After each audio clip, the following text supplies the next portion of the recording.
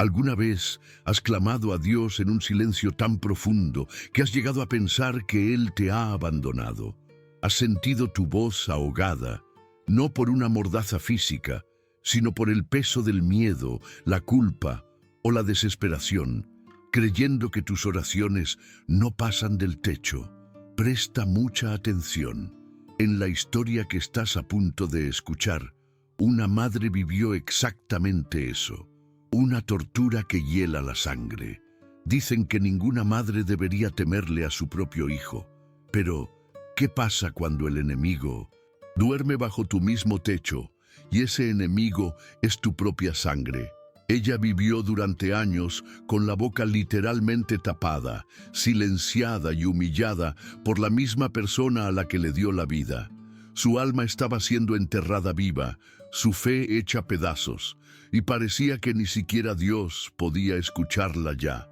Pero justo cuando todos, incluida ella misma, pensaban que estaba completamente acabada, Dios respondió de una forma que nadie, absolutamente nadie, podría haber imaginado.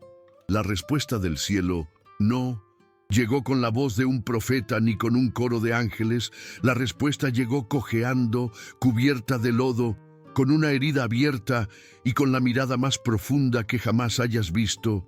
La respuesta de Dios llegó en la forma de un caballo. Lo que sucedió después te va a estremecer el alma y fortalecerá tu fe de una manera que no creías posible. Esta no es solo la historia de un milagro, es un mapa divino, un manual de instrucciones sobre cómo Dios actúa en los momentos de máxima desesperación. Cuando crees que ya no hay salida, quédate hasta el final, porque el secreto revelado en esta historia podría ser la respuesta que tu propia alma ha estado necesitando desesperadamente hoy. Y mientras te preparas para recibir esta poderosa revelación, quiero hacerte una invitación muy especial. Hemos notado que muchas de las almas que se alimentan de estas historias de fe y esperanza aún no están suscritas a nuestro canal. Si sientes en tu corazón que este mensaje es para ti, te invito a que te suscribas ahora mismo y actives la campanita. Al hacerlo, no solo nos ayudas a continuar esta misión, sino que te aseguras de que la palabra de Dios y sus milagros siempre encuentren un camino directo hasta tu corazón, para que nunca más te sientas en silencio. Ahora prepárate, porque estás a punto de presenciar cómo el cielo puede responder de la forma más inesperada. Fíjate bien, amigo mío, en cómo el mal no siempre llega con el estruendo de una tormenta, sino que a veces se instala en el silencio, en la quietud de una casa que desde fuera parece normal. En el pueblito de San Jerónimo del Valle, un lugar olvidado entre cerros resecos y caminos de tierra, existía una de esas casas en el callejón El Mirador. Era el hogar de doña Elena Barragán, una madre, una anciana de piel marchita y mirada dulce, y de su hijo, Arturo. Pero no te dejes engañar por la palabra hogar, porque entre esas paredes agrietadas no había calor, solo el frío de la crueldad y el peso de una violencia que no necesitaba golpear para destrozar. La violencia de Arturo era un veneno lento, una atmósfera densa que lo impregnaba todo. Era la forma en que sus pasos pesados hacían temblar el suelo, como martillazos anunciando su presencia, y cómo el simple chirrido de la puerta al llegar bastaba para encoger el alma de su propia madre. Esta no era la violencia de los puños, aunque el temor a ellos siempre estaba latente. Era la tiranía del espíritu, el abuso de poder de un hijo que había decidido que su madre no merecía ni siquiera el aire que respiraba. La había condenado a una existencia sin sonido, a ser una sombra en su propia casa, un recordatorio viviente de un pasado que él odiaba y que, en su retorcida lógica, era culpa de ella. Este tipo de maltrato, mi querido discípulo, es el que busca aniquilar la esencia misma de una persona, hacerla dudar de su propio valor hasta que crea que el castigo es merecido. el epicentro de esta tiranía, el acto que simbolizaba toda la humillación, era el ritual de la cinta adhesiva. Cada mañana o cada vez que Arturo sentía la más mínima sombra de rebelión en la mirada de Elena, así fuera un murmullo dirigido a sus plantas o una mirada perdida en el cielo, él procedía con una frialdad que helaba los huesos. Tomaba un rollo de cinta gris, de esa ancha y rugosa que se usa para sellar cajas, y sin mediar palabra la arrancaba con un sonido seco y violento. Para Elena, ese sonido era peor que un grito. Era el preludio de su anulación. Arturo la forzaba a inclinar la cabeza y con una mezcla de desprecio y poder le sellaba la boca, a veces con tanta fuerza que la piel se le irritaba y sangraba. No era solo para callarla, era para borrarla, para encadenar su identidad y recordarle que su voz, la misma que le cantó canciones de cuna cuando era un bebé, ya no tenía lugar en el mundo que él gobernaba.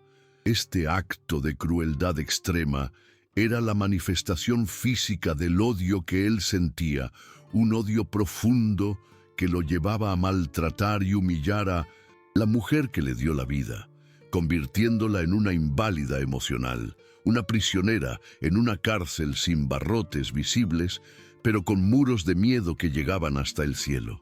El alma de Arturo estaba tan yerma como el desierto que rodeaba el pueblo, incapaz de sentir compasión por la frágil figura de esa madre que lo miraba con ojos que ya no sabían cómo llorar. Ahora, es importante que entiendas, amigo mío, de dónde nace una oscuridad tan profunda en el corazón de un hijo. Las sagradas Escrituras nos advierten sobre la naturaleza del corazón humano. En Jeremías 17:9, el profeta nos dice: «Engañoso es el corazón más que todas las cosas, y perverso, ¿quién lo conocerá?». El corazón de Arturo se había vuelto así, un terreno pedregoso donde la semilla del rencor había crecido hasta convertirse en un árbol de odio con raíces profundas. Quizás fue el abandono de su padre, la pobreza que tuvieron que arrostrar, o las propias batallas internas que nunca aprendió a pelear. En lugar de sanar, eligió culpar. En lugar de perdonar, decidió castigar, y su víctima más cercana, más vulnerable, era su propia madre. Se convenció a sí mismo de que el silencio de ella era la única forma de acallar el ruido de su propio dolor. Este es un camino peligroso, uno que muchos toman sin darse cuenta. Cuando no podemos enfrentar nuestros propios demonios, buscamos a alguien a quien golpear, a quien culpar, para sentir una falsa sensación de control. Arturo, en su ceguera espiritual, se convirtió en el carcelero de su madre, sin entender que la primera persona a la que estaba logrando encadenar y enterrar en vida era a sí mismo. Su crueldad no era un signo de fuerza, sino el grito desesperado de un alma profundamente herida y perdida. Y Elena, ¿por qué soportaba tal tormento? No la juzgues con ligereza, pues el corazón de una madre es un misterio complejo. Elena no era una mujer débil, había sido una mujer fuerte, pero los años de sufrimiento y la culpa que Arturo le había hecho cargar la habían desgastado. Como nos enseña el Salmo 31:10, porque mi vida se va gastando de dolor y mis años de suspirar, se agotan mis fuerzas a causa de mi iniquidad y mis huesos se han consumido. Ella se sentía responsable del hombre en que su hijo se había convertido. En el silencio de su corazón, se preguntaba una y otra vez en qué había fallado, qué error había cometido para que el niño que amamantó se transformara en ese monstruo. Esa culpa, amigo, es una cadena más pesada que cualquier metal. La hacía sentir que merecía el castigo, que su silencio era una penitencia por sus fracasos como madre y como esposa. Aceptó la violencia de su hijo como su cruz, y en esa aceptación silenciosa, su espíritu comenzó a marchitarse. Se convirtió en una anciana antes de tiempo, una figura encorvada que se movía por la casa como un fantasma, con las oraciones enterradas en lo más profundo de su ser, demasiado asustada para dejarlas salir, temiendo que incluso Dios la hubiera abandonado en ese desierto de soledad y desesperanza. Pero aquí, justo en el punto más bajo, en la oscuridad más absoluta, es donde debemos estar más atentos, porque es precisamente en esos momentos que un milagro suele estar a punto de manifestarse. La opresión de Arturo había llegado a su punto máximo. La casa del callejón, el mirador, se había convertido en un microcosmos del infierno, un lugar donde una madre no tenía voz y un hijo no tenía alma. La violencia había creado un vacío, un silencio tan profundo que parecía que nada podría romperlo. Sin embargo, el universo y el Dios que lo gobierna aborrecen el vacío. Cuando una injusticia se vuelve insoportable, cuando el clamor de un alma, aunque sea silencioso, sube al cielo con la fuerza de la desesperación, algo tiene que cambiar. El destino, que parecía sellado por la crueldad y el odio, estaba a punto de ser interrumpido. Un sonido distinto estaba por escucharse en San Jerónimo del Valle, un sonido que no vendría de una radio vieja ni de los gritos de Arturo. Sería un sonido que estremecería los cimientos de esa casa y de esas vidas, anunciando que la intervención divina a menudo llega de las formas más inesperadas, a veces incluso a lomos de un caballo salvaje y cojo que aparece de la nada. Y fue así, en el apogeo del silencio, que el cielo decidió responder. No lo hizo con un coro de ángeles ni con una zarza ardiente en medio del desierto que era el patio de Helena. Lo hizo con un sonido, un relincho, pero no era el relincho común de un caballo de granjero. Era un sonido profundo, grave, un lamento y un llamado al mismo tiempo, uno que pareció nacer en las entrañas de la tierra y retumbar hasta el último rincón de esa casa de dolor. Helena se asomó a la ventana, con el corazón en un puño, y ahí lo vio. En medio del polvo y los arbustos secos se encontraba un caballo marrón, pero no era un animal imponente de estampa noble. No, este era un ser quebrantado. Tenía la melena enmarañada, el pelaje cubierto de lodo y una herida sangrante en la pata derecha que lo hacía estar visiblemente cojo. Era un paria, un rechazado, una criatura que cualquier otro habría descartado o intentado expulsar de inmediato. Sin embargo, en sus ojos grandes y brillantes había una fijeza, una inteligencia, un propósito que desafiaba su apariencia lastimosa. Miraba directamente a la casa, no con la curiosidad de un animal perdido, sino con la determinación de un mensajero que ha llegado a su destino. Este, amigo mío, es el primer destello del milagro. Dios no elige sus instrumentos por su belleza o su fuerza aparente, sino por su capacidad para llevar su mensaje. Y este caballo cojo, este ser anónimo y salvaje, era la primera letra de una respuesta que Helena había dejado de esperar. La reacción de Helena fue una tormenta silenciosa en su interior. Por un lado, una parte de su alma, un rincón que ella creía muerto y enterrado, se removió con una fuerza inesperada, como si el corazón recordara de pronto cómo latir con emoción. Quiso correr hacia él, abrir el portón, tocar esa crin enmarañada, sentir algo vivo y real que no fuera el dolor. Veía en ese caballo un reflejo de sí misma, herida, sola, abandonada, pero aún de pie.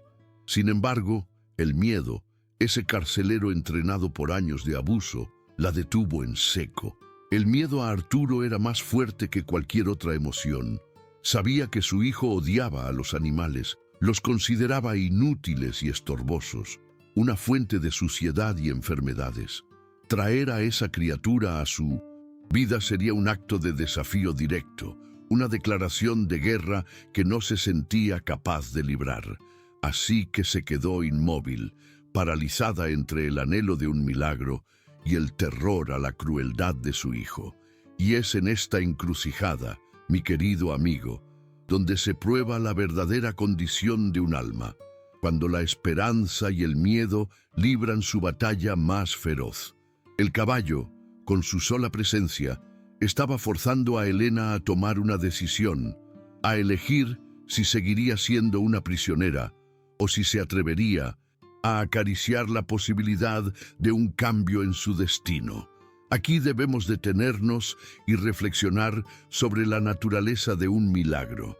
A menudo pensamos en un milagro como un evento grandioso que desafía todas las leyes de la física, el mar abriéndose, los muertos resucitando. Pero la mayoría de las veces un milagro es mucho más sutil. Es una intervención divina que utiliza los elementos del mundo para tejer una nueva realidad.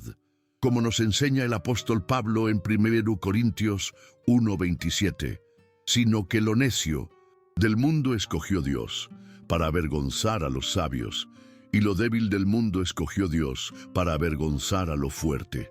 ¿Hay algo más débil y necio a los ojos del mundo que un caballo cojo, sucio y rechazado? Ese animal era la personificación de lo insignificante, y sin embargo, Dios lo eligió para ser el catalizador de una revolución espiritual. El milagro no era que el caballo pudiera hablar o tuviera alas. El milagro era que su presencia en ese preciso momento y en ese preciso lugar era exactamente lo que se necesitaba para iniciar el cambio. Dios estaba usando a la criatura más humilde para empezar a impartir justicia en un lugar donde reinaba la tiranía, demostrando que su poder no reside en la ostentación, sino en la perfecta sincronía de su voluntad. La reacción de Arturo ante el milagro fue la predecible respuesta de un corazón endurecido. Cuando vio al caballo, no vio un mensajero divino, vio una bestia mugrosa, una invasión a su territorio, una afrenta a su control. Su respuesta inmediata fue la violencia. Tomó una escoba vieja y salió al patio con la intención de golpear y expulsar al animal. «¡Largo! ¡Fuera de aquí!», gritaba, agitando el palo en el aire. Pero aquí ocurrió la segunda parte del milagro. El caballo no huyó. Un animal salvaje, herido y cojo, normalmente se habría asustado ante los gritos y amenazas de un hombre. Pero este caballo se mantuvo firme. Retrocedió un poco, sí, pero no se fue. Mantuvo su posición con una valentía tranquila, con los ojos fijos en Arturo, no con desafío, sino con una autoridad silenciosa. Era indomable. No porque fuera agresivo, sino porque su propósito era más grande que el miedo. Por primera vez en muchos años, algo en esa casa no se doblegó ante la ira de Arturo. La voluntad del hijo tirano se enfrentó a la voluntad silenciosa de una criatura enviada por Dios, y por un instante, su poder absoluto se vio cuestionado. La escoba de Arturo era inútil contra la quieta majestad de ese caballo. Aquella noche, el milagro comenzó a echar raíces en el alma de Helena. El enfrentamiento entre su hijo y el caballo había plantado una semilla de posibilidad en su corazón.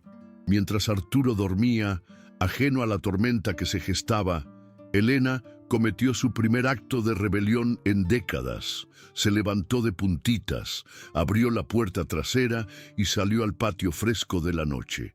Y allí estaba él, el caballo, esperándola como si supiera que vendría. Ella se acercó, temblorosa, y por primera vez levantó la mano, no para protegerse de un golpe, sino para dar una caricia. Al posar su mano sobre el lomo del animal, sintió el calor, la vida, la realidad de ese ser. Y en ese contacto, las lágrimas finalmente corrieron por sus mejillas, lágrimas de gratitud, de alivio. Con los labios aún sellados por un miedo antiguo, su alma susurró un «gracias» que resonó en todo el universo. En ese momento, Helena supo, con una certeza que no venía de la lógica sino de la fe, que Dios no la había olvidado. Ese caballo no era solo un animal, era una respuesta. y aunque aún no sabía cómo, entendió que este milagro requería algo de ella, un paso de fe, una comunicación con ese poder superior que le había enviado tan extraño mensajero. El amanecer siguiente a la visita nocturna al caballo no trajo consigo un cambio visible en la casa del callejón El Mirador. La rutina de opresión seguía su curso. El sol se filtraba con la misma timidez por las ventanas sucias, y los pasos de Arturo resonaban con la misma autoridad cruel. Sin embargo, dentro de Elena, algo fundamental había empezado a cambiar. El milagro del caballo no había sido un sueño. La sensación de su lomo cálido bajo su mano temblorosa era un recuerdo anclado en su alma. Y con ese recuerdo nació algo que ella creía haber enterrado para siempre: la fe. No era una fe grandilocuente ni teológica, era una fe primigenia, la simple y pura creencia de que no estaba completamente sola en el universo. Era una pequeña brasa que el aliento divino había reavivado en 1200, en medio de las cenizas de su espíritu. Esta fe incipiente transformó su percepción del silencio. Ya no era solo el símbolo de su castigo, ahora era también un santuario, un espacio secreto donde podía atesorar la imagen del caballo y la esperanza que representaba. Mientras tallaba el suelo de rodillas, el dolor en sus manos y espalda era el mismo, pero su mente ya no estaba vacía. Estaba en un diálogo silencioso, una conversación sin palabras con ese Dios que, después de todo, parecía no haberla abandonado.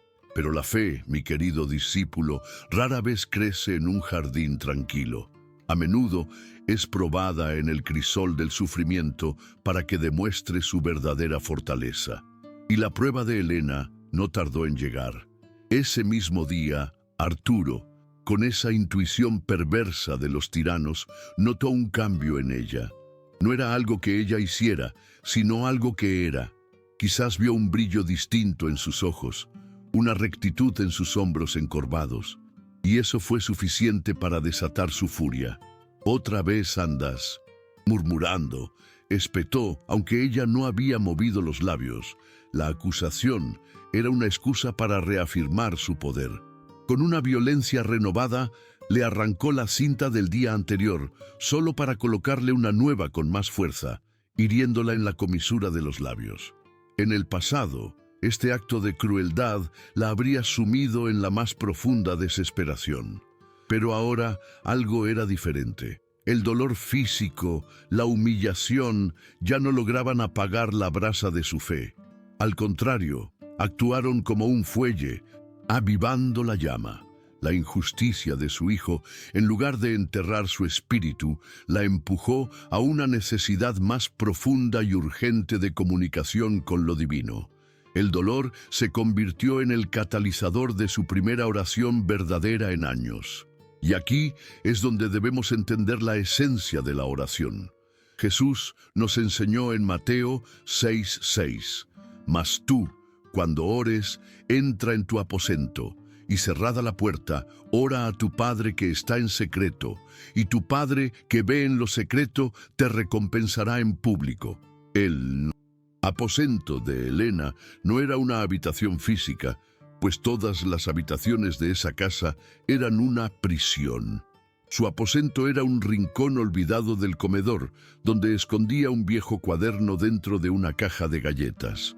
La puerta cerrada era el silencio impuesto por la cinta en su boca. Impedida de hablar, Elena descubrió una forma de oración más profunda, una que no necesitaba sonido para llegar al cielo. Su oración no sería un murmullo, sino un acto de fe escrito con la tinta de su dolor y la caligrafía temblorosa de su esperanza. Esto nos enseña una lección poderosa. La oración más auténtica no es la que se recita con elocuencia en público, sino el clamor desesperado de un alma que contra toda evidencia se aferra a la creencia de que es escuchada. Es la comunicación que nace de la necesidad absoluta, la que no pide, sino que simplemente se expone ante Dios en toda su vulnerabilidad. Con manos que temblaban por la emoción y los años, Elena abrió el cuaderno en una hoja en 1900 blanco. El lápiz corto y mordido se sentía extraño en sus dedos, desacostumbrados a otra cosa que no fueran los quehaceres y el sufrimiento. Y entonces escribió. Trazó las palabras que su alma gritaba en silencio. Dios, si me escuchas, no me olvides.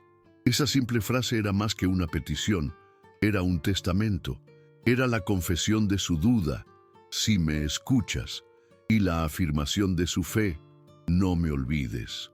Era un acto de entrega total, el reconocimiento de que su única esperanza residía en un poder más allá de su comprensión. Cada letra trazada era un acto de rebelión contra el silencio impuesto por su hijo. Arturo le había quitado la voz, pero no podía arrancarle el alma. Al escribir esa nota, Elena estaba reclamando su identidad, no solo como madre o como anciana, sino como una hija de Dios que tenía derecho a ser escuchada. Dobló el papel con cuidado, como si contuviera el objeto más sagrado del mundo, y lo guardó en el bolsillo de su delantal. Ya tenía su oración. Ahora necesitaba un mensajero. Al caer la tarde, cuando la sombra de Arturo se hubo marchado, Elena salió al patio. Su corazón latía con una mezcla de temor y determinación. Y allí, como si respondiera a su pensamiento, apareció el caballo entre los mezquites. Se acercó a él, no como a una bestia, sino como a un cómplice sagrado, un ángel con cascos. Con un trozo de listón, ató la nota doblada a la crin del animal. Este fue el amén de su oración. Fue el acto supremo de fe. Confiar su clamor más íntimo a un caballo, cojo y salvaje, sin tener la menor idea de a dónde iría o si el mensaje llegaría a algún destino. Era soltar el control, abandonar toda lógica y entregarse por completo a la providencia de un milagro.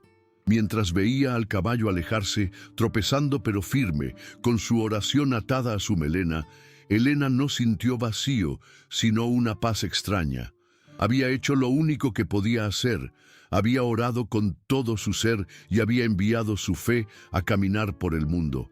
Ahora solo quedaba esperar la respuesta del cielo, sin saber que esa respuesta ya estaba en camino, siguiendo las huellas de un mensajero indomable.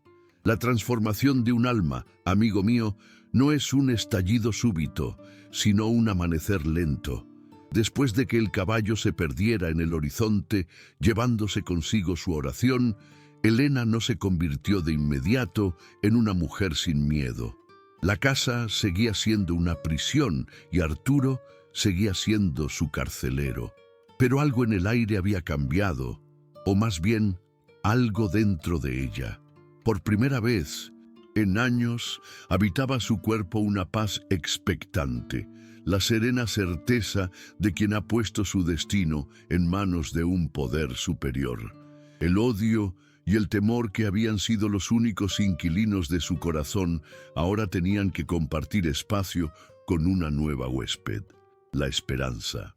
Esta transformación interna era invisible a los ojos de su hijo, pero era tan real como la tierra bajo sus pies. Ya no era solo una víctima esperando el siguiente golpe, era una creyente esperando una respuesta. Y mientras ella esperaba, el milagro seguía su curso. El caballo, ese mensajero cojo y rechazado, no vagaba sin rumbo. Era guiado por la mano invisible de Dios, atravesando los caminos polvorientos, dirigiéndose con una precisión infalible hacia el instrumento humano que el cielo había escogido para la siguiente fase del plan divino. Ese instrumento era una mujer llamada Rebeca Márquez. En el pueblo de San Jerónimo del Valle, doña Rebeca era una institución. Era partera, la que traía nueva vida al mundo, y era rezandera, la que rezaba por las almas que partían. Vivía en sintonía con los ritmos sagrados de la vida y la muerte y poseía una intuición que la gente sencilla llamaba don y los escépticos suerte. El caballo no se dirigió a la casa del cura ni a la del alcalde. Fue directamente a la humilde morada de Rebeca, Dios, en su infinita sabiduría, sabe exactamente qué corazón está lo suficientemente abierto para reconocer un milagro. Cuando Rebeca vio a ese caballo maltrecho en su puerta con un pequeño bulto atado a su crin, no vio un animal perdido, vio una señal. Su espíritu le susurró que aquello era importante. Al desatar el paquetito y leer las palabras temblorosas escritas en el trozo de tela, Dios, si me escuchas, no me olvides. No necesitó más explicaciones. Sintió el peso de años de sufrimiento en esa simple frase. Sin dudarlo, siguió al caballo, confiando en su intuición como una brújula divina, entendiendo que estaba siendo llamada a ser las manos y los pies de la justicia y la compasión de Dios. Es aquí donde debemos hablar de la verdadera transformación y el inicio del perdón. El apóstol Pablo nos revela en 2 Corintios 5:17, de modo que si alguno está en Cristo, nueva criatura es. Las cosas viejas pasaron, he aquí todas son hechas nuevas. Elena, a través de su acto de fe, estaba comenzando a convertirse en esa nueva criatura. Las cosas viejas, la sumisión, la culpa, el silencio, estaban empezando a pasar. Y parte de este renacimiento implica necesariamente enfrentar la cuestión del perdón. Pero cuidado, el perdón no es un acto simple de decir te perdono a quien te ha causado un daño atroz. El verdadero perdón, el que libera, es un proceso que comienza adentro. Es la decisión de cortar las cadenas de odio que te mantienen atado a tu agresor. No es para justificar la crueldad del otro, sino para reclamar tu propia paz. Elena aún no estaba lista para abrazar a su hijo, pero al enviar esa nota, al pedir ayuda, estaba dando el primer paso para perdonarse a sí misma por haber aguantado tanto tiempo y para liberarse de la prisión emocional que Arturo había construido a su alrededor. Estaba eligiendo la vida sobre el rencor, la libertad sobre el odio. El clímax de esta transformación inicial ocurrió cuando Rebeca llegó a la casa guiada por el caballo. La presencia de una extraña desató la furia de Arturo, quien salió con un palo en la mano, dispuesto a golpear y a expulsar a todos. El caballo, fiel a su misión, se interpuso entre el hombre y las mujeres, un escudo viviente de carne y hueso. Arturo, ciego de ira, levantó el palo para golpear a la bestia, y en ese instante la nueva criatura dentro de Elena rugió. Un sonido que había estado enterrado por más de 20 años emergió desde lo más profundo de su ser. «¡Basta, Arturo!», gritó. No fue un ruego, no fue un susurro, fue una orden, fue el trueno que sigue al relámpago, la explosión de una presa que ha contenido demasiada agua por demasiado tiempo. Fue el sonido de las cadenas rompiéndose. En ese grito estaba toda su dignidad recuperada, toda su fuerza reencontrada. El poder de Arturo, construido sobre el silencio de su madre, se desmoronó ante la primera palabra que ella pronunció con autoridad. Por primera vez, él no la vio como una sombra, sino como su madre, una fuerza a la que debía responder. Arturo quedó paralizado, no tanto por el caballo, sino por la voz de Elena. Era una voz que no reconocía, una voz que llevaba el peso de la verdad. Aturdido, retrocedió y se encerró en la casa, derrotado no por la fuerza física, sino por el poder espiritual que acababa de presenciar. Elena quedó de pie en el patio, temblando pero erguida. El aire que respiraba por primera vez se sentía limpio, libre del veneno del miedo. En ese preciso momento, con Rebeca a su lado como testigo y el caballo a sus pies como guardián, la verdadera sanación comenzó. Al defenderse, al poner un límite a la crueldad de su hijo, Elena alteró el destino de Minsosint. Ambos, para siempre, ya no era la víctima desvalida, y aunque el camino hacia un perdón completo sería largo y arduo, la semilla había sido plantada. porque el perdón solo puede crecer en un terreno donde la víctima se ha puesto de pie y ha reclamado su derecho a la vida y a la paz. El grito de «basta» no solo detuvo un golpe, abrió la puerta a una nueva forma de existir. Después del grito que rompió 20 años de silencio, la atmósfera en la casa de Elena cambió de una manera casi tangible. Ya no era un silencio de opresión, sino uno de tregua, cargado de una nueva dinámica de poder. Arturo se movía por la casa como un fantasma, despojado de su autoridad tiránica, mientras que Elena, por primera vez, se sentía la verdadera dueña de su espacio. Su empoderamiento no fue algo ruidoso ni vengativo.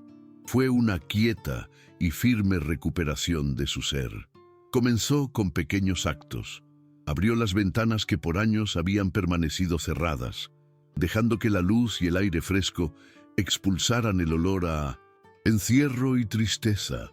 Se atrevió a tararear una vieja canción mientras regaba sus plantas, un sonido que era un desafío a la memoria de la cinta adhesiva. Su cuerpo, antes encorvado por el peso de la humillación, ahora se erguía con una nueva dignidad. Ya no era solo una madre sufriente o una anciana desvalida.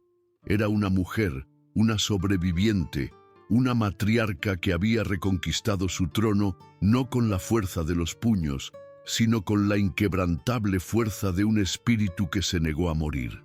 La fuente de este poder no venía de ella misma, sino de la certeza de que Dios había escuchado su clamor y estaba de su lado. Este renacimiento, sin embargo, no estaba destinado a permanecer entre cuatro paredes. Doña Rebeca, la partera de almas, comprendió de inmediato que el milagro de Elena no era una historia privada, sino un testimonio que debía compartirse, una luz que no podía ocultarse bajo la cama. Con la determinación de una profetisa, se dirigió al zócalo del pueblo, el corazón social de San Jerónimo del Valle, donde las mujeres se reunían a desgranar habas y a tejer los chismes del día. Pero Rebeca no llegó a compartir un chisme, llegó a proclamar una verdad. Con voz clara y firme, interrumpió la monotonía y les habló de Elena. No la presentó como una pobre víctima, sino como una heroína que estaba rompiendo sus cadenas. Elena no desapareció, les dijo mirándolas a los ojos. La obligaron a vivir sin voz, sin visitas, sin esperanza, pero Dios la escuchó. Sus palabras fueron un llamado a la conciencia colectiva de esas mujeres. Las estaba desafiando a dejar de ser espectadoras pasivas de una injusticia que todas, en el fondo, sospechaban. Las estaba invitando a ser parte del milagro, a formar una red de sororidad y apoyo que ayudara a Elena a consolidar la libertad que con tanto esfuerzo estaba ganando. Y aquí, mi amigo, debemos entender el empoderamiento femenino desde una perspectiva divina. Esto no se trata de una lucha de sexos, sino de la restauración de un orden sagrado. Recuerda la historia de Débora en el libro de los Jueces, capítulos 4 y 5. Cuando Israel sufría bajo la opresión y los hombres de la nación vacilaban, Dios levantó a una mujer, una profetisa, una madre en Israel, para juzgar, liderar y llevar al pueblo a la victoria. La canción de Débora no es solo un canto de triunfo militar, es un himno al poder que Dios otorga a quienes confían en Él, sin importar su género. Elena, en su pequeña escala, se estaba convirtiendo en una Débora para San Jerónimo del Valle. Su grito de basta fue el llamado a la batalla. Su historia, que Rebeca ahora difundía, era su canto, un testimonio viviente de que ninguna hija de Dios está destinada a vivir en silencio o bajo el yugo de la crueldad. El empoderamiento de Elena no era un fin en sí mismo. Era un instrumento de Dios para despertar a otras mujeres, a otras madres e hijas, que quizás también estaban librando sus propias batallas en secreto. La respuesta del pueblo fue la prueba de que el corazón de la comunidad, aunque a veces dormido, todavía era capaz de sentir. Las palabras de Rebeca surtieron efecto. Primero una, luego 3, luego una docena de mujeres comenzaron a caminar hacia el callejón El Mirador. No iban con la curiosidad morbosa de ver a la loca o a la pobre víctima. Iban con ofrendas en las manos, un pan recién horneado, flores cortadas de sus propios jardines, un frasco de mermelada. Cada ofrenda era un símbolo, un estamos contigo, un perdónanos por nuestro silencio. La casa de Elena, antes un búnker de soledad, se transformó en un santuario, un lugar de peregrinación. Se sentaron con ella en el patio y por primera vez en años, el sonido de risas y conversaciones de mujeres llenó el aire. Incluso los hombres, movidos por el ejemplo de sus esposas, se acercaron a ofrecer ayuda para reparar el tejado o la cerca rota. La comunidad estaba sanando una de sus propias heridas al abrazar a la mujer que habían permitido que fuera rechazada. Y en 1900, medio de todo, el caballo faro observaba, sereno, siendo reconocido por todos no como una bestia, sino como el ángel guardián que era. El punto culminante de este proceso de empoderamiento llegó con la visita del padre Benito. La Iglesia, la institución formal de la fe, finalmente reconoció la autenticidad del milagro. El sacerdote, con humildad, no solo le ofreció consuelo, sino que le pidió que compartiera su testimonio en la misa del domingo. Esta no era una petición trivial, era un acto de reconocimiento público. Era invitarla a subir al púlpito, el lugar de la autoridad espiritual, y dar voz a su experiencia. Era la validación final de que su sufrimiento no había sido en vano y de que su historia tenía el poder de enseñar, sanar e inspirar. Elena, la mujer a la que su propio hijo le había prohibido hablar, ahora era invitada a hablarle a todo el pueblo. Al aceptar, con el corazón lleno de una mezcla de temor y gratitud, Elena completó su transformación. Dejó de ser la protagonista de una tragedia privada para convertirse en la portadora de un mensaje público de fe y resiliencia. Su voz, una vez enterrada, estaba a punto de convertirse en un faro de esperanza para todos. El día en que Elena Barragán habló, el sol brillaba sobre San Jerónimo del Valle con una claridad inusual, como si el cielo mismo se hubiera inclinado para escuchar. La plaza del pueblo no estaba llena de la habitual algarabía de los días de mercado. Un silencio solemne y expectante lo cubría todo. No era la multitud morbosa que se reúne para un espectáculo, sino una congregación que se había reunido para presenciar un acto sagrado. Y entonces apareció Elena, caminando despacio pero con paso firme, con su rebozo azul colgado con orgullo sobre los hombros, flanqueada por la sólida presencia de doña Rebeca.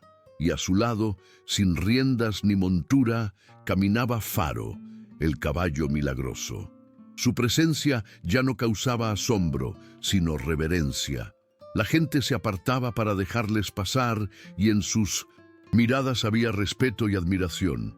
El caballo, ese ser cojo y antes rechazado, ahora era parte de la comitiva sagrada, el testigo viviente de que la historia que estaban a punto de oír no era una fábula, sino un milagro atestiguado. Este era el preludio del reconocimiento. La verdad estaba a punto de ocupar el centro del escenario.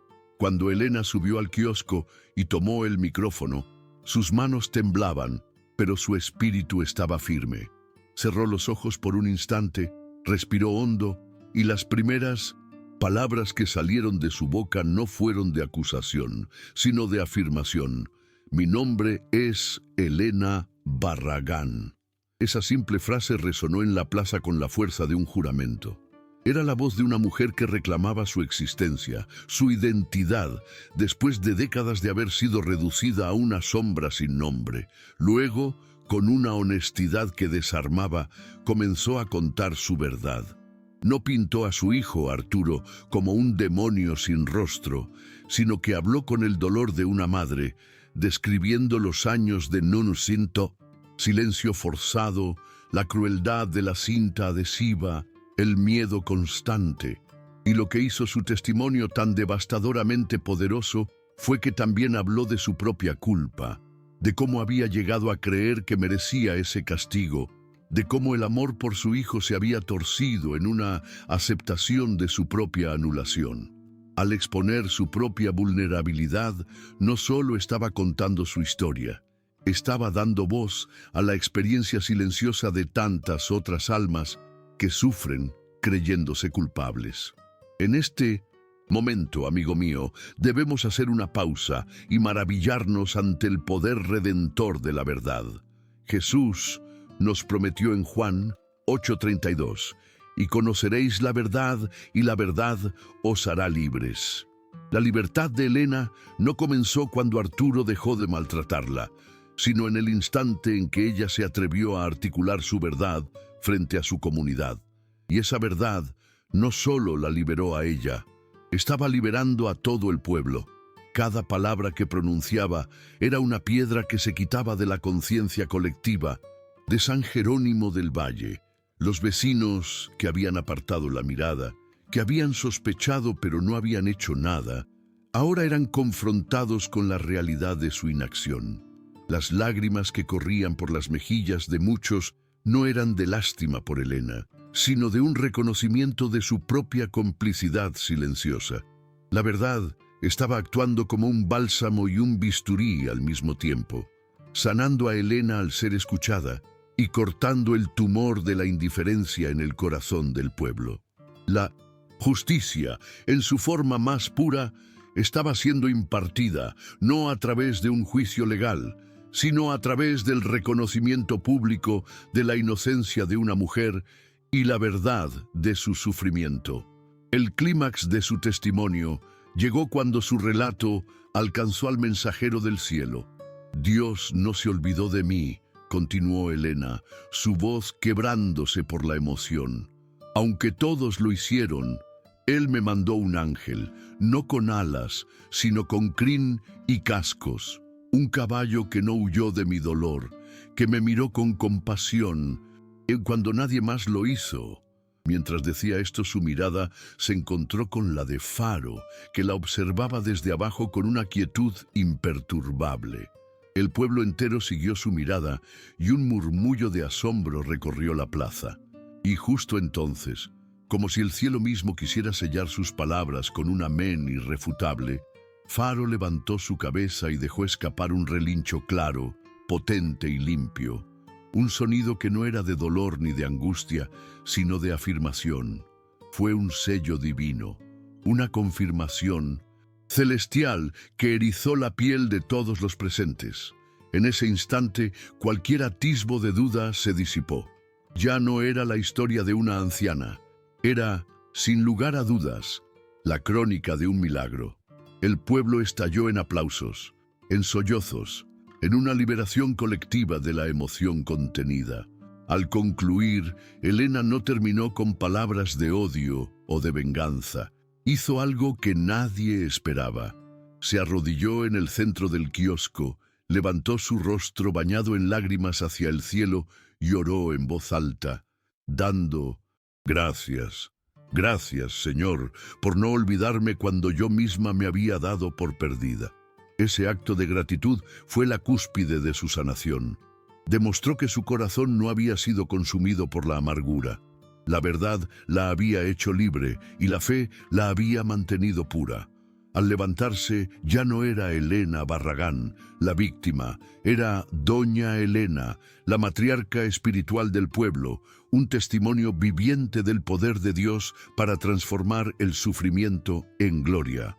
El reconocimiento de su inocencia estaba completo, no porque un juez lo hubiera dictaminado, sino porque la verdad había sido proclamada, escuchada, creída y sellada con un relincho venido del cielo.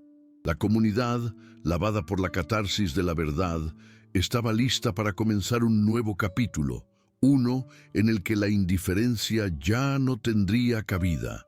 Ahora que el testimonio de Elena ha limpiado el aire y la verdad reposa sobre el pueblo, es fundamental que giremos nuestra mirada hacia el instrumento que Dios eligió para orquestar este Milagro, el caballo. En nuestra soberbia humana, a menudo olvidamos que no somos los únicos actores en el drama de la creación. Faro, como lo llamó Helena en su corazón, no fue un simple accesorio en esta historia. Fue el eje sobre el cual giró todo el destino. Piénsalo bien, Dios no envió un ángel con espada de fuego ni un profeta de voz atronadora. Envió a un ser improbable, un caballo cojo, sucio, un animal salvaje que cualquier ranchero habría descartado. Y en esa elección reside una lección divina. Faro era un ser paradójico. Su apariencia rota lo hacía invisible para los orgullosos como Arturo, pero su espíritu noble y sus ojos llenos de propósito eran un imán para las almas humildes y heridas como la de Helena. Era un mensajero perfecto, un ser indomable que, sin embargo, se sometió dócilmente a una misión celestial. Él nos enseña que Dios a menudo envuelve sus milagros más grandes en los paquetes más humildes para probar los corazones de los hombres. El papel de Faro trascendió al de un mero mensajero. Se convirtió en un protector y un catalizador de valentía. Observemos su método. Nunca fue agresivo. Cuando Arturo, lleno de odio, intentó golpearlo, el caballo no respondió con violencia. No pateó, no mordió, simplemente se plantó. Se convirtió en una muralla viviente, un baluarte de carne y hueso que absorbía la ira del hombre sin reflejarla. Su fuerza no residía en su capacidad para herir, sino en su increíble capacidad para permanecer firme. Esta presencia inquebrantable fue el escudo que Helena necesitaba. Detrás de la seguridad que el caballo le proporcionaba, ella encontró el espacio para que su propia fuerza, enterrada por tanto tiempo, pudiera empezar a crecer. Él fue un guardaespaldas silencioso, un compañero cuya lealtad no provenía del entrenamiento de un hombre, sino de un mandato divino. A veces, la protección de Dios no llega como un ejército celestial, sino como la presencia tranquila y constante de una de sus criaturas, recordándonos que la verdadera fuerza no siempre necesita hacer ruido. Y esto, amigo mío, nos lleva a una verdad espiritual que a menudo pasamos por alto. En el libro de Job, capítulo 12, versículos 7 al 10, se nos da un sabio consejo. Y en efecto, pregunta ahora a las bestias, y ellas te enseñarán, a las aves de los cielos, y ellas te lo mostrarán. ¿Qué cosa de todas estas no entiende que la mano de Jehová la hizo? En su mano está el alma de todo viviente, y el hálito de todo el género humano. ¡Qué revelación tan profunda! Las bestias, los animales, tienen algo que enseñarnos sobre Dios. Faro es la encarnación de esta enseñanza. Él no necesitaba un mapa para encontrar a Rebeca, ni instrucciones verbales para saber cuándo proteger a Helena. Actuaba por un instinto puro, una conexión directa con la voluntad de su Creador que nosotros, con nuestras mentes complicadas y nuestros corazones divididos, hemos perdido. Él nos recuerda que Dios no solo habla a través de las Escrituras o los profetas, su voz resuena también en el relincho de un caballo, en el canto de un pájaro al amanecer, en la lealtad de un perro. Debemos aprender a escuchar con el alma, a ver el rastro de Dios en toda su creación, desde el vasto desierto hasta el corazón de un animal herido. Después del testimonio de Helena, el estatus de Faro en San Jerónimo del Valle se transformó por completo. Dejó de ser el caballo de Helena para convertirse en el caballo del milagro. Se convirtió en una leyenda viviente, un símbolo sagrado para toda la comunidad. La gente del pueblo ya no lo veía con lástima o curiosidad, sino con una profunda reverencia. Las señoras le traían manzanas y zanahorias, no como alimento, sino como ofrendas. Los niños, antes temerosos de su aspecto salvaje, ahora se acercaban con cautela para tocar su crin, como si tocaran una reliquia sagrada. Faro se convirtió en un recordatorio físico y constante de que habían sido testigos de la intervención divina, de que su pueblo había sido tocado por la gracia. Su presencia en el jardín de Helena era un monumento a la fe, asegurando que la lección sobre la compasión, la valentía y la justicia nunca fuera olvidada. Se había integrado en la nueva mitología del pueblo, un pueblo que había aprendido a ver a un ángel en la figura de un caballo cojo. Y en los días de paz que siguieron, la relación entre Helena y Faro floreció en una hermosa comunión de gratitud. La misión de protección del caballo había terminado, pero su misión de compañía apenas comenzaba. Helena lo cuidaba con un amor tierno, cepillando su pelaje, limpiando sus heridas, hablándole en susurros sobre las cosas simples de la vida. Y el caballo, a su vez, le ofrecía su presencia tranquila, su calor, un ancla de paz en su nueva vida. A menudo se sentaban juntos en el patio, la mujer y el animal, compartiendo un silencio que estaba lleno de entendimiento y afecto. Ya no había batallas que pelear, solo la vida que vivir. Este cuadro de serenidad, esta amistad entre un alma humana redimida y un alma animal que sirvió como instrumento de esa redención, es el epílogo perfecto para el rol del mensajero. Su trabajo estaba hecho, pero su amor permanecía, un testimonio final de la increíble y misteriosa forma en que todas las criaturas de Dios están interconectadas en su gran plan. Existe una ley espiritual, amigo mío, tan inmutable como la ley de la gravedad. Todo lo que un hombre siembra, eso también segará. Por años, Arturo Barragán sembró vientos de crueldad, orgullo y humillación en el campo fértil del alma de su madre. Ahora, tras la tormenta de la verdad que azotó San Jerónimo del Valle, le llegaba el tiempo de cosechar su propio torbellino. Las consecuencias para él no llegaron en forma de un castigo público o un exilio forzado. Fueron mucho peores, mucho más íntimas. El pueblo que antes lo temía o simplemente lo ignoraba, ahora lo miraba con una mezcla de lástima y desprecio que era más hiriente que cualquier insulto. El hombre que se creía un rey en su pequeño rancho ahora era un paria en su propia tierra, un fantasma que se movía por las orillas de la vida comunitaria. Su orgullo había construido un castillo, y ahora ese castillo se había derrumbado, dejándolo solo y expuesto en medio de las ruinas. La soledad que él le había impuesto a su madre ahora se le devolvía multiplicada, una soledad poblada únicamente por la vergüenza y el eco de sus propios pecados. La peor prisión de Arturo no estaba en el juicio del pueblo, sino dentro de las 4 paredes de su propia mente. Se encerró en su habitación, en el segundo piso de esa casa que ya no gobernaba, pero descubrió que no había puerta que pudiera cerrar para escapar de su propia conciencia. El silencio, esa arma que él había usado con tanta maestría para torturar a su madre, ahora se había vuelto en su contra. Era un silencio ensordecedor, un vacío que su mente se apresuraba a llenar con los recuerdos de su propia infamia. Veía el rostro de su madre cerrando los ojos antes de que él le pusiera la cinta. Escuchaba el sonido de su propia voz, áspera y llena de odio, gritándole a la mujer que le dio la vida. Sentía en sus manos la textura del palo que había levantado para golpear a un ángel con cascos. Esta es la verdadera justicia de Dios. No siempre es un castigo externo, sino la condena de un alma forzada a convivir con el monstruo que ha creado.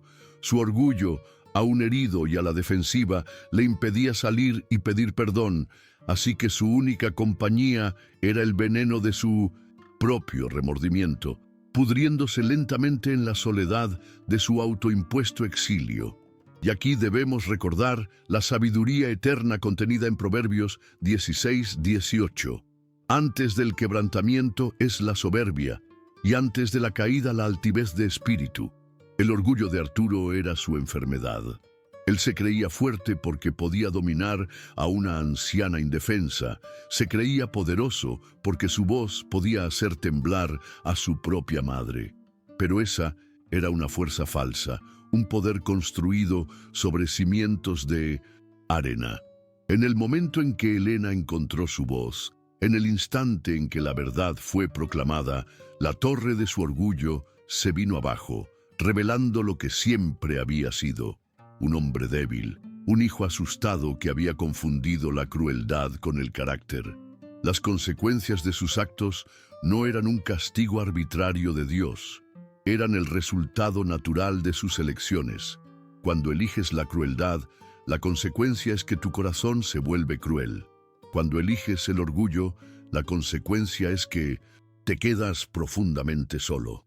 Arturo estaba experimentando la caída que inevitablemente sigue a la altivez de espíritu, un quebrantamiento doloroso pero necesario para que cualquier tipo de sanación pudiera eventualmente comenzar. Pasaron días, quizás semanas, en este purgatorio personal. Y entonces, en medio de esa tormenta de vergüenza y soledad, algo finalmente comenzó a quebrarse. El orgullo es un tirano, pero incluso el tirano más fuerte puede ser derribado por el asedio constante de la culpa. Arturo no podía todavía formar las palabras "lo siento". Su garganta, acostumbrada a gritar órdenes, no sabía cómo articular una súplica. Pero una mañana hizo algo. En el silencio de la madrugada, antes de que su madre se levantara, bajó a la cocina, preparó una taza de café tal como a ella le gustaba y la dejó sobre la mesa del comedor. No hubo nota, no hubo explicación. Fue un acto minúsculo, casi patético, pero en su pequeñez residía una inmensa significación. Era una bandera blanca, izada con mano temblorosa. Era una confesión silenciosa, era el primer ladrillo que retiraba del muro de su orgullo, una ofrenda de paz hecha por un hombre que había olvidado por completo cómo amar, pero cuyo corazón, en lo más profundo, anhelaba desesperadamente ser perdonado. Cuando Helena bajó y vio la taza de café humeante esperándola, su corazón, ahora sabio y sanado, entendió el mensaje en toda su profundidad. No vio un gesto insuficiente o tardío. Vio el comienzo de otro milagro, el posible regreso de su hijo perdido. Comprendió que responder a ese pequeño acto con desprecio o indiferencia sería cerrar la puerta que con tanto esfuerzo él estaba tratando de entreabrir. Así que, sin decir una palabra, se sentó y bebió el café. Su silenciosa aceptación fue un acto de gracia inconmensurable. Fue un "te veo", un "sigue intentando", un "hay esperanza". Aunque las consecuencias de la crueldad y el orgullo habían llevado a Arturo a un profundo barranco de desesperación, la gracia de su madre, un reflejo del perdón de Dios, acababa de arrojarle la punta de una cuerda. Su destino final aún no estaba escrito, y su posible redención dependería de si tendría la humildad de aferrarse a ella. La transformación que comenzó con el relincho de un caballo y el grito de una mujer no se detuvo en las fronteras del patio de Helena. Como una piedra arrojada a un estanque en calma, las ondas de cambio se expandieron por todo San Jerónimo del Valle, alterando para siempre el paisaje social y espiritual del pueblo. La indiferencia, esa niebla fría que había permitido que la crueldad floreciera en secreto, se disipó bajo el sol de la verdad. La comunidad despertó de su letargo.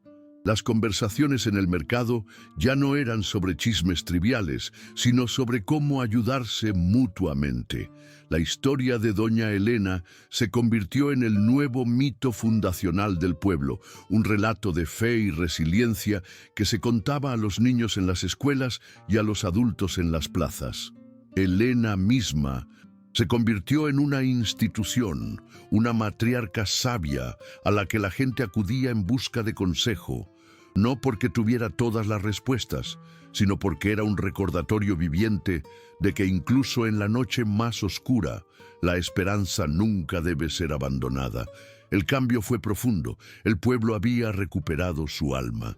Quizás el fruto más hermoso y duradero de este despertar colectivo fue que otras voces, largamente silenciadas, comenzaron a encontrar el coraje para hablar, inspiradas por el ejemplo de Elena. Otras mujeres empezaron a romper sus propias cadenas. Una vecina, que por años había sonreído en público mientras lloraba en privado, confesó la violencia que sufría a manos de su esposo. Otra madre admitió el miedo que le tenía a su propio hijo adolescente, un miedo que la avergonzaba demasiado para compartir. La casa de Elena, antes una fortaleza de soledad, se transformó en un refugio, un santuario donde estas mujeres podían venir a compartir sus historias sin temor a ser juzgadas. Elena no les ofrecía soluciones fáciles, les ofrecía algo mucho más valioso: su escucha atenta, su comprensión y el testimonio de su propia fe. Su dolor personal se había transmutado en un ministerio de sanación, demostrando que la prueba más grande de un milagro no es solo lo que hace por ti, sino lo que te permite hacer por los demás. Y así, amigo mío, llegamos a la lección final de esta saga, una que resuena con la promesa que Dios nos da a través del profeta Isaías en el capítulo 43, versículos 18 y 19. No os acordéis de las cosas pasadas, ni traigáis a memoria las cosas antiguas. He aquí que yo hago cosa nueva, pronto saldrá a luz, no la conoceréis. Otra vez abriré camino en el desierto y ríos en la soledad. San Jerónimo del Valle es la encarnación de esta promesa. Dios hizo una cosa nueva. Abrió un camino en el desierto de su apatía y negligencia e hizo brotar ríos de compasión y solidaridad en la soledad de sus vidas aisladas. La historia de Elena nos enseña que el plan de Dios no es solo la redención individual, sino también la restauración comunitaria. Nos llama a no quedar atrapados en el recuerdo de las heridas pasadas, sino a tener la fe para reconocer y participar en la obra nueva que Él siempre está dispuesto a realizar, tanto en nuestros corazones como en nuestras comunidades, transformando el futuro en un lienzo de esperanza. El acto final de esta restauración divina tenía que ser la reconciliación entre madre e hijo. Sucedió una tarde. Bajo el gran árbol de la plaza central, Elena estaba sentada en una banca disfrutando de la paz. Arturo se acercó, no con la arrogancia de antes, sino con la vacilación de un niño perdido. Con la voz quebrada por la vergüenza, le preguntó si podía sentarse, y entonces las palabras que habían estado atrapadas en su garganta finalmente salieron, no como un torrente, sino como un goteo doloroso de lágrimas y remordimiento. Te fallé, susurró. Te apagué, te arranqué la voz.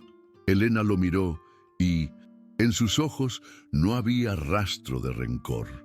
Con una gracia que solo puede venir de un corazón completamente sanado por Dios, lo abrazó. No fue el abrazo de una víctima perdonando a su verdugo. Fue el abrazo de una madre recibiendo de vuelta al hijo que creía haber perdido para siempre. En ese abrazo, el perdón dejó de ser un concepto y se convirtió en una realidad cálida y viviente, sellando la herida más profunda de todas. Mientras se abrazaban, Faro, que había seguido a Elena hasta la plaza, se acercó a ellos en silencio. Arturo levantó la vista y por primera vez miró al caballo sin odio, sin miedo, sino con una nueva comprensión. Se levantó, se acercó al animal que había sido el guardián de su madre y con una humildad que lo redimía, le acarició el cuello. «Gracias», le dijo en un susurro. «Gracias por cuidarla cuando yo no supe hacerlo». En ese acto, Arturo no solo agradecía al animal, reconocía la mano de Dios en su propia historia, aceptando el milagro que lo había expuesto y, al final, salvado de sí mismo. La imagen final de nuestra historia es esta: Helena, la madre renacida, Arturo, el hijo redimido, y Faro, el ángel guardián, juntos en paz bajo el cielo abierto de un pueblo transformado. El milagro estaba completo. La crueldad había sido vencida por la fe, el silencio por la verdad y el odio por un perdón que abrió las puertas a un futuro lleno de una esperanza serena y duradera.